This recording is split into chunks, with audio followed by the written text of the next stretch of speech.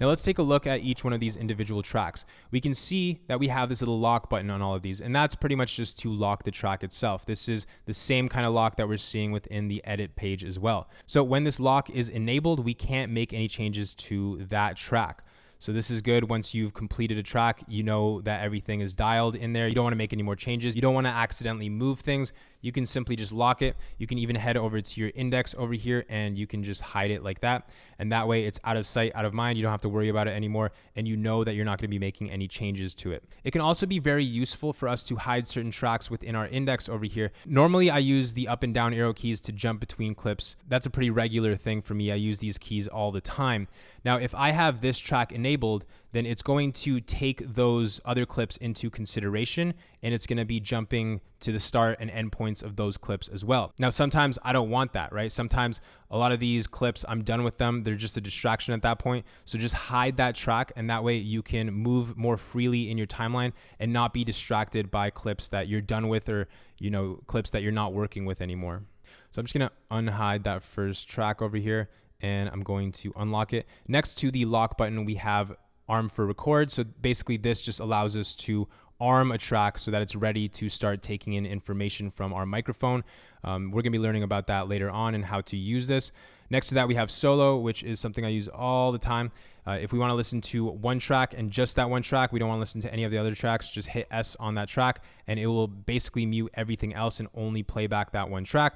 And then we have mute, which will allow us to mute this individual track. So a lot of the time I will be using a combination of the two. Sometimes I'll want to just solo a track. Maybe I'll want to solo two tracks. And if I'm working with tons of different tracks, this is a great way for me to quickly just analyze individual tracks and not be distracted by the other sounds. If I'm trying to make very specific changes, I'm usually going to solo a track. Or if I'm applying an effect like reverb or EQ, I'll want to solo that track, solo that one specific sound so I can hear how that effect is affecting just that one track. I'm just gonna unsolo these. And in the top right of our track headers over here, we have this number. And this basically just tells us how many channels are in each track. So in this case, all of these tracks are stereo channels, meaning that they have two channels. They have a left and a right channel. And stereo is definitely the most common way for us as human beings to take in audio. So most TVs have two speakers. Our headphones have two speakers. We have a speaker for the left ear, a speaker for the right ear. Same with AirPods, doesn't matter what you're using. And this is pretty much the best way for us as humans to take in sound information. We have one signal coming into the left ear and one signal coming into the right ear. And it's the differences between those two channels that give us the illusion of depth. I'll be diving into the difference between mono and stereo sound in its own video. For now, just know that stereo consists of two channels, and we can read that over here, and mono is one channel. And we actually do have a mono channel here. I didn't see that earlier. I thought that this was stereo, but this is basically just telling us that we only have one channel. And we can see in the stereo channels that we have these two clips stacked on top of each other, and that just tells us that these clips are stereo. If I was to drag this clip into the mono channel, we can see that we now only have one channel instead of these two up here. So by dragging a stereo clip into a mono clip, that might not be the best idea because you might be losing information. The cool thing about true stereo is that the two separate channels actually have different information in them. So if we zoom in way up close to these waveforms, we can see, for example, here we have this peak over here, and over here, like the actual waveform looks different between the two channels. And it's those differences between the left and the right channel that allow our brains to create this illusion of depth. Our brains evolved to be able to analyze the differences between sounds between our left and right ear. And this is really just a survival trait that we possess as human beings, allowing us to pinpoint the location of almost any sound in any space in order to avoid any kind of dangers, right? So in the real world, when we hear a sound, and it's to the left of us, it's going to hit our left ear first before it hits the right ear. And it's that slight change in the waveforms that are entering our ears that allows our brain to kind of geolocate where that sound is coming from. So working with stereo allows us to be a bit more immersive by changing up the signal that's coming into the right ear versus the left ear, and just playing around with the differences between the channels in order to pull off certain effects. Whereas mono will feed the same output into both ears. But that's enough of that. We don't have to dive in too deep right now. I'm gonna hit Shift Z so I can see my full timeline. I'm just gonna close off the index here. And I'm just going to open up the media pool. Now, if I want to drag some audio into the timeline here, I can simply just click and drag. But if I want to create a track, I can drag it down here, down below, and we can see that we've automatically created a new track. And now with that clip selected, I can just keep dragging it down. And as we drag it down, it's going to keep creating new tracks for us. Now, if we want to import a bunch of clips at once, let's say I wanted to bring the audio from these video clips in, I can just click and drag them, and we can see that it places all of those audio clips side by side. Now, sometimes you might not want to import these clips side by side. So what we can do is actually hold Command while dragging these in, and it will stack them on top of each other. So we can put each individual audio clip into its own track. If I let go, we can see that we've placed all of those audio clips into their own separate tracks. I'm just going to delete these, and let's close the media pool. And of course, if we ever want to rename any of our tracks, we can simply just click on the name of the track right here and give it a new name. So in this case, this track might be a sound effects layer. So I might just call that sound effects. Same with the one below. And then maybe this bottom one here could be dialogue. Now, most of the time when you're working with dialogue, especially when you're doing any kind of narration, you're going to want that to actually be a mono track. Mono helps sell the illusion that the sound is like dead center right in front of us, and it's not moving anywhere left or right or getting lost in space. Mono allows us to ensure that the sound is coming from center stage. So if we ever want to change a track from stereo to mono, we can just right click on it, change track type to, and then click mono. And vice versa, if we want to change a mono track to stereo, we can do the same thing. So the reason we want to separate each element of our soundtrack into its own track, for example, the music split up into 2 tracks here. All the sound effects are probably going to be on maybe 3 or 4 tracks, maybe even more. And then the dialogue, we want that to be on its own track. And the reason that is because by keeping certain elements on specific tracks, we're able to make modifications to that entire track. And most of the time with things like dialogue, that dialogue is going to be consistent throughout this track. If you're working with 2 different types of dialogue, you're going to want to separate the other person's dialogue to another track so that you can make global adjustments to that entire track, which will affect everything in that track, and know that it's going to affect all the sound within that track pretty consistently because the audio in that track is consistent in itself. But if we had, let's say, dialogue over here and then some sound effects over here, it wouldn't be beneficial for us to use the mixers over here to add effects and stuff to this track, because maybe the effect that we want to apply to the sound effect would very negatively impact the dialogue or vice versa. So it's okay to have tons of tracks within your timeline over here. That's actually a good thing. And with the help of the index, we're able to very quickly navigate things, hide things. So don't feel bad about making lots of tracks. This can definitely be very helpful. Even if you have one section of your timeline where you're using a specific sound effect and you might feel like, oh, I don't want to make a whole new track just for 1 or 2 sound effects from the entire video. Don't feel bad about that. It's a great way to set up your project in this way because it makes the mixing process towards the end a lot easier. So I'm just going to hide the index. Now we can navigate the timeline over here just like any other timeline within DaVinci. We can hold Option to zoom in and out. We can hold Shift to expand and shrink our tracks. We can obviously just scroll up and down, not holding any modifier keys, just to scroll up and down in our timeline.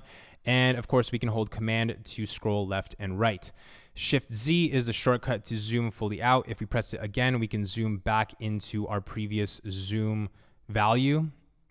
And we can just click Option to zoom out as well. So we're navigating this timeline the same way that we would navigate any other timeline. We can also press the up and down arrow keys to jump between clips, the start and end points, our markers, all that fun stuff, and the left and right arrow keys to move 1 frame back and 1 frame forwards. Another important shortcut is Command Option up and down. This just allows us to select what track it is that we have focus on.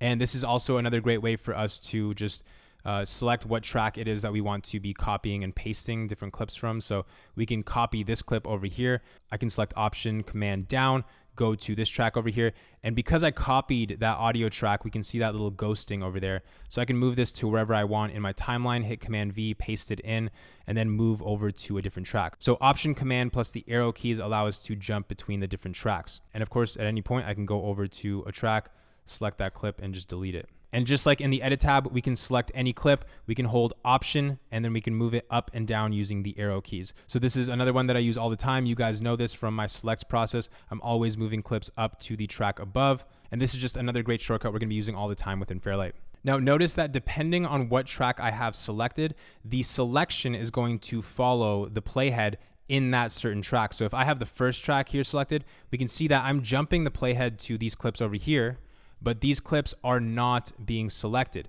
It's only the clips in the selected track that are actually having a selection being made to them. So if I click this clip over here, we can see that the selection now follows the playhead, but only in that track. So if I want the selection to follow the clips in both of these tracks, I can just hold Command and click on both of these just like that. Or you can just click and drag. And when I move my playhead, it's going to move the selection in both of those tracks. Now, one thing that you might want to do later on is not just jump to the start and end points of our clips over here, or even the markers. We already know if we add a marker to our timeline, we press up and down, it's going to jump to that marker as well. Well, if we want to jump to the transients of our audio files, transients are basically just these peaks here. So these are basically like, usually most of the time in music, this will be like a beat. So we can actually set this up so that our playhead not only jumps to the in and out points of our clips over here, but it can also jump to the transients. And we are able to do this by pressing this button right here, and this is the transient detection button. When it's enabled, we can see that we have this little button over here on each one of our tracks. If this button is selected, and I click up over here, we can see that now I'm jumping between all the different transients of the track right here in track 1 of this clip. So that's really cool. So DaVinci basically analyzed this clip. It knows where all these transients are, and now I can jump between them. So this can be useful in certain situations, but right now it's not that important. And if I want to bypass one of my tracks so that we're not jumping to all the transients in that clip, I could just click this little green button right here, and it basically disables it for that track. And now we're just moving in our timeline normally. Shift Z to zoom out. And I'm just gonna uncheck the transient detection button here to go back to where we were. Now, just like in the edit tab, the Ravenclaw shortcut for cutting our clips is W.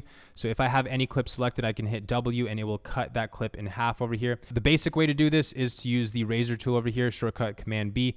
You can just hit Command B and click anywhere that you want to add a cut. I prefer to use the Ravenclaw shortcut W just to add my cuts anywhere that I want very quickly. I just move the playhead to where I want to go, hit W, and we will add a cut to the selected clip. Now, one thing to take note of is our shortcuts Q and E are not going to work within Fairlight. And that's because we don't want to be making any ripple changes to our timeline over here, especially when we can't even see our videos, because who knows what kind of a mess we would end up with if we were rippling things down here and it was messing up the video up top. So we don't want to be ripple deleting our sounds within Fairlight over here. So Q and E are actually shortcuts that I do not use within the space. One other shortcut that I use a lot is Command X, which is just cut. That's standard among a lot of different programs. And I can move my playhead anywhere that I want. I can even change what track that ghosted clip sits on. So it's basically copied that clip, but it's also deleted it. And I can move it to other parts of my timeline, hit Command V, and paste it in just like that. So Command X is actually a very useful shortcut within Fairlight. I use it all the time. And it's really cool that we have that ghosting feature because it makes it a lot easier to position our clips anywhere that we want. I'm just gonna hit Command Z, undo that. Another shortcut we're going to be using a lot within this page is the range selection tool. And that's right here. And the shortcut for that is R. So when we select that by hitting R, we are able to click and drag and create new ranges within our timeline. And a range is basically just a new in and out point, right? So we can see that this in and out point up here has been created for the range that I specified. Now, this is something that's really important in the world of audio because you'll find yourself wanting to loop certain moments of your timeline. So you're not going to want to constantly have to go back to the same point in your timeline and keep pressing play. So let's say we were focusing on this little area over here. Without that in and out range, I would have to just constantly click back to that beginning point, press play, and keep playing back this one section in this way.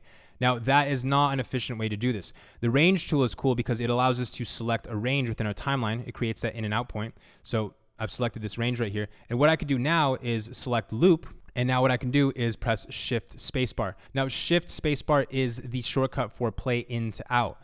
So if I just press play, the playhead is going to move past that in and out range. But if I press Shift Play, we are now going to be looping this range right here.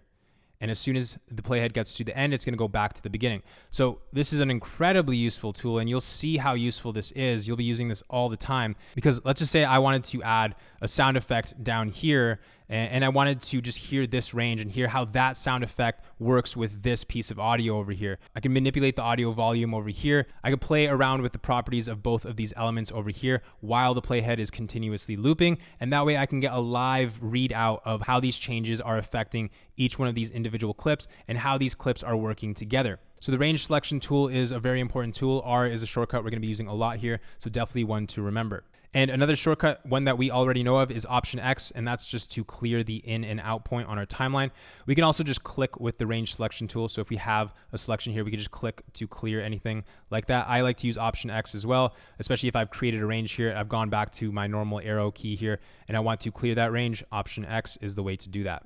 Now, just like the edit tab, we also have some different timeline view options, and we can access those by going right over here. If I click on this button over here, we have a bunch of different options as to how we can view our timeline. So the first option over here to the left allows us to view our video tracks. If we click that, we can see all the video tracks within our timeline, and that can actually be useful. That can be very useful in a lot of situations because it just allows you to see where the start and end of each clip is. So when we have our preview open, we can see what clip it is that we're looking at. We can see the start and end point, and we can kind of time our sound effects based on those start and end points over here. But when you don't need to see that, don't have your clips taking up real estate in your timeline, so you can just hide that. Next to that, we have full waveforms. And if we click that, we can see how it changes the waveforms in our clips over here. This just allows you to see your waveforms easier. So I'll leave that on. That's totally fine to leave on. It doesn't actually change any of your audio or anything. It's just the way that we view things. Next to that, we have the outline. So when we have that disabled, we can see that there's no outline around our waveforms over here. If we have it on, we have that black line that outlines our waveforms, makes them a little bit easier to see. I usually just leave those on as well. That works really well for me. I like the look of that. And next to that, we have the ability to turn the gain line on and off. And the gain line is basically just the line on the clip itself that allows us to change the gain of the clip or volume. So volume, amplitude, gain, that's all kind of the same thing. And this line right here allows us to manipulate that. So that's something that I always just leave on. Sometimes I'll turn track displays on, but in this case, we'll just leave them off. And we have some other navigation options here, which I personally don't really touch. But below that, we have timeline scrolling, which is important. So over here, we have fixed playhead. This is the first option. And this is great for sound design stuff because a lot of the time you'll be zoomed in on your timeline here. And if I press play, this is just jarring. That's crazy. My timeline is, every time it gets to the end of the timeline here, it jumps back to the start. It pushes everything over. It's very jarring.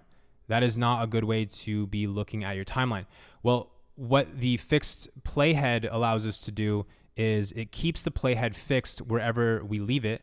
And when we press play, everything else is moving, but the playhead is staying in the same place. So this is a great way for us to work within Fairlight over here and have it just be a little less jarring. Now, if we want to move where the playhead sits within our view here, we can just click on the playhead and move it. No, right now I'm moving the background. We got to click on the playhead like that, and we can move it just like that. So we're not moving the playhead on the timeline. We're kind of moving the entire timeline just like this.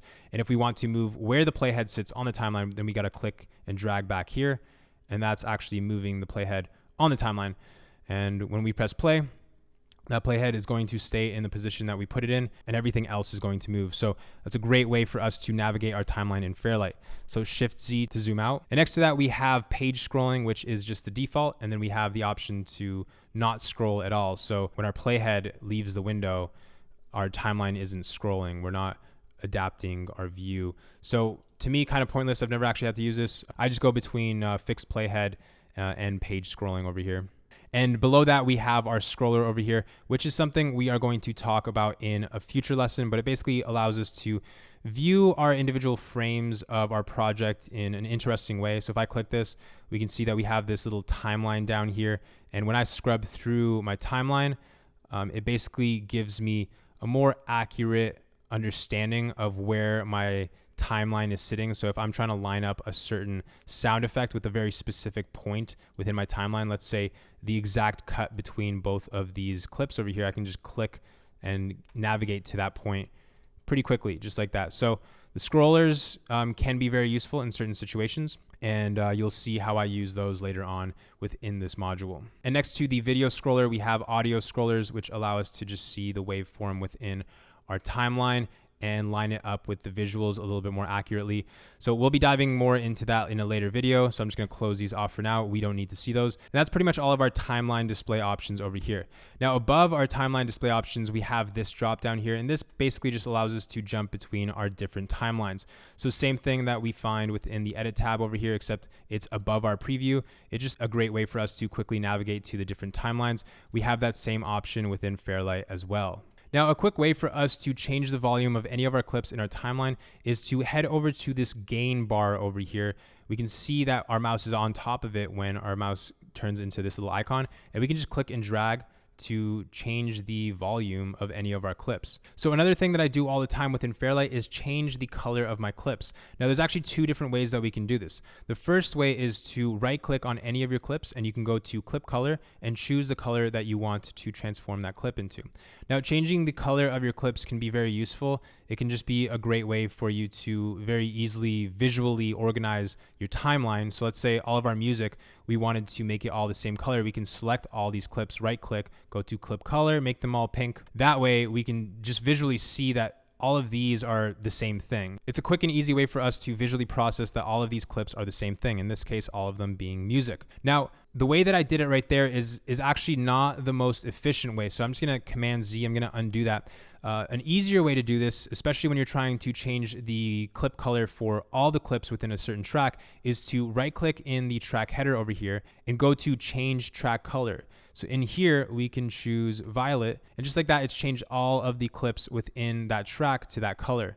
Now, if I bring in a clip from my media pool over here, so let's say I bring something new in, I can drag it in and automatically it will be changed to the color of that track. That's an important thing to understand as well. So because we've set that track color, now any new media that we bring into that track is going to automatically take on that color. Now, let's say that we have previously changed an individual clip's color. So let's say this one over here, we change it to teal, and then we change the color of the track to violet. We can see that this individual clip, because we gave it its own color on the clip level, it's going to stay that color. And now we can see that because I changed the track color, it hasn't changed that individual clip's color. So that's also something important to understand. If we change the color on a clip level, that clip is going to keep that color no matter what we do on the track level. Now, if we right click over here and we go to clip color and we clear the color, then the clip is going to take on the color of the track that it's sitting on. Now notice how this bar over here to the left of the header of the track has also changed. And if we go into our index, we can also see that that track has taken on that color over here. So this is just another great way for us to get organized over here. Maybe we want to make all of our music tracks a certain color, all of our sound effects tracks certain colors, and maybe in certain situations we might want to go even more specific. Maybe all of our diegetic sounds, so sounds that are actually in the environment, we can make them one color, and then the non-diegetic sounds, the sounds that we are adding in as the creator to enhance the scene, we can make all those a separate color. So we can organize this however we want, and the ability to change the colors of individual tracks and clips just gives us that extra ability to stay even more organized. So I'm going to hide the index. Now at this point, we know that we can change the volume of any of our clips over here by using the gain line that sits on the clip. It's this white line over here. We can raise that to make things louder. We can bring it down to make things quieter. But the cool thing about this gain line is that we can actually add keyframes to it pretty easily as well. So if I want to make one section quieter, what I can do is hold Option on my keyboard and create a keyframe there, create another one here, and then create two more over here. And I can take this middle gain line here, bring it down, and I can manipulate the levels of my clip in this way, using these keyframes to manipulate what parts of the clip are louder and what parts get quieter. Keyframing the gain is something that we're going to be doing all the time, so definitely get familiar with this. Now on the in and out points of our clip, we have these little handles here that basically let us fade out the clip and fade in the clip. So if I create a fade in like this, it's going to gradually bring the gain up. So we're starting at 0 and it's going to gradually bring it in. And this little ball here in the middle allows me to change that transition. So this would be smoother. This would be more abrupt. So we could play with that line to kind of fine tune things exactly how we want. And if we ever want to undo this, we can simply just grab the handle, bring it back to its original place on both ends, and now we're back to where we started. Now, a cool little Fairlight shortcut that allows us to very easily change the volume of any of our clips is Option, Command, and plus and minus.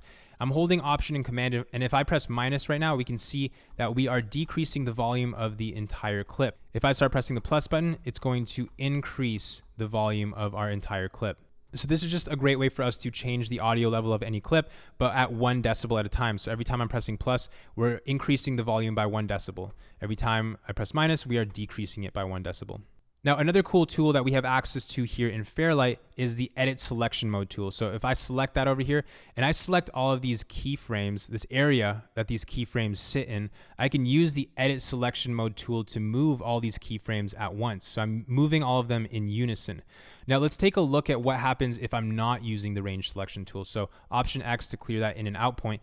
If I click and drag over this whole area over here, I can't select all of those keyframes and move them all at once. Even if I use the range selection tool over here, if I try to move these keyframes, I'm moving them individually. So if I want to select a group of keyframes and move them all in unison, I'm going to want to use the Edit Selection Mode tool over here. So I can click and drag to fill that whole area. And just like that, I'm able to move all those keyframes in unison. So I'm going to click my range tool. I'm going to click into my timeline just to remove the in and out point. And if I ever want to bring my clip back to its original state, I can just hit Command-Shift-X to remove attributes. I can click remove volume, click apply, and now we are back to where we started. Now at this point, we know that if we drag a clip over top of another clip, let's say this clip over top of this one, it's going to overwrite the data that was previously there. So if I move this clip back over to the right, we can see that the information that used to be over here is gone. We've overwritten it with this clip over here. Well, Fairlight gives us a really cool feature that allows us to bypass this, so we're not overwriting other clips when we drag one clip onto another one. This is a really useful feature, and it's something that I definitely encourage you to enable. What you're going to want to do is go to Timeline over here and just select Layered Audio Editing. Now, if I select this clip and I drag it over top of this clip, and if I let go, it looks the same. It looks just like before. But if I click and drag this off now, we're not losing any of that information from that first clip. So this is just a great way for us to move clips around in our timeline without having to worry about overwriting onto other clips. Now, we can't actually have two clips sitting on top of each other like this. They are on their own tracks right now. And in order for us to see that, we got to head up here to View and select Show Audio Track Layers. I made the shortcut for this Option S, which is the same shortcut in the Color tab to create a new serial node, but in this case in Fairlight, Option S isn't used for anything. So when I hit Option S, I think of that as Show Audio Track Layers, and this way we are able to see those individual track layers. So by moving this clip over top of this one here, I can show those audio track layers. We can see that we're not overwriting anything. It's actually just bringing this clip over top of this clip. And by showing the audio track layers, we can see exactly what's going on over here. So Option S, that's the Ravenclaw shortcut for Show Audio Track Layers. Now I'm just gonna undo this because I don't want these two clips to overlap at all. There we go. Now, another thing that we're going to be doing a lot in Fairlight is bouncing our audio, and bouncing is really just another word for rendering. So in a lot of situations, we might have a bunch of effects applied to a clip, and it's very processor intensive for our computer to try to play that back each time. So in those situations, what we're going to want to do is right click and select Bounce Audio Effects. Right now, there are no audio effects on this, but let's add something random. Let's add distortion here, and let's select one of these random presets. Let's hide effects. So now what I can do is right click on this clip, select Bounce Audio Effects, and it's basically rendered out this clip, but with the audio effects on it. Now, if I hit Option S, we can see that the original audio is actually still under there. So I'm just gonna scale those up a bit. So we actually haven't overwritten anything, which is important to understand. We've now rendered out that audio file, but it's placed it onto a channel above the original audio. So that's something that's really important to understand. So the way that Fairlight reads these clips when it plays through the timeline is it only plays the media that's on top. By default, we can see that this clip down here has been disabled. So automatically it's disabled, but we can hit D to enable it. But by default, it's disabled, and it's only going to play the track that's at the top. Option S to close off those audio track layers. And I'm just gonna zoom out here and Shift Z bring us back to our original scale. I'm going to hit Command Z to undo that because I do not want this new audio. This is the song of our video, so we're probably not going to be adding too many effects to it. And just like in the edit and cut tab, if we have any clip selected in our timeline, the inspector is going to show us what is being done to that clip. So in this case, we can see that we have an effect applied to this clip, and we can view it in the effects tab of the inspector. We can delete that effect right here. We can also go into audio to make any kind of audio changes to this clip. Now notice at the top over here of the inspector, it says timeline, and then it shows me the name of the song over here. Now this shows me that we only have one clip selected. Now if I click and drag and I select a bunch of clips in my timeline, we can see that that header over here changes. It says timeline multiple clips. And this just tells me that I have multiple clips selected. And the cool thing about Fairlight is we can select multiple clips like this, and now we can make changes to all of these clips at once. So let's say that we wanted to change the pitch of all of these clips. We can do that just like this. We can change the pan, and we can also play with the EQ down here as well. So we can make these kind of adjustments to multiple clips at once. So that's something that's really important to understand. I'm going to reset this, and I'm going to close off the inspector. Now, the last thing I want to show you guys in Fairlight is the automation mode. So this button right here allows us to enable and disable the automation view. So when I enable that, it gives us a bunch of different options here, which we will be diving into in the automation video. But for now, all you need to know is these buttons over here basically allow us to enable what it is that we want to be automating or keyframing. But the proper term is automation within the world of audio. So I'm always going to be referring to it as automation. But since we are coming from the world of video, the best thing to compare automation to is really just keyframing. So these are all just different buttons over here that allow us to enable what it is that we want to be automating.